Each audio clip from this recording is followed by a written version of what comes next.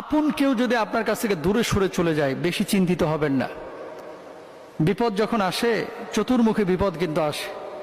যেই ছাতাটা রৌদ্রের মধ্যে আপনি কি করেছেন, ব্যবহার করেছেন, ছায়া দিয়েছে, এই ছাতাটাকে আপনি যখন রোদ থাকে না, বৃষ্টি থাকে না, কি করেন, নিয়ে যে একটা নোংরা জায়গায় কিন্তু ফেলে রেখে দেন, তাই না? তো যখন আপনার প্রয়োজন ছিল আপনাকে অনেকে ব্যবহার করেছে, এখন আপনার প্রয়োজন নাই, তাই আপনাকে এখন দূরে ঠেলে দিয়েছে।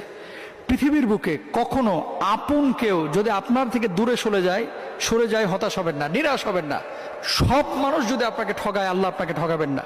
সুতরাং শুধু মানুষের জন্য কোনো কাজ করলে প্রতিদান আল্লাহর কাছে আশা করবেন। মানুষের জন্য কোনো কাজ করলে আশা করবেন প্রতিদান একমাত্র আল্লাহর কাছে, কোনো মানুষের কাছে না। এই পৃথিবীর বুকে কোনো মানুষ আপনাকে সন্তুষ্ট করতে পারবে না। সাময়িকভাবে মানুষ আনন্দ দিতে পারবে, কিন্তু সন্তুষ্ট একমাত্র আল্লাহকে আপনি করতে পারবেন, আল্লাহ আপনাকে করতে পারবে। আল্লাহর পেছনে বেশি সময় দেন।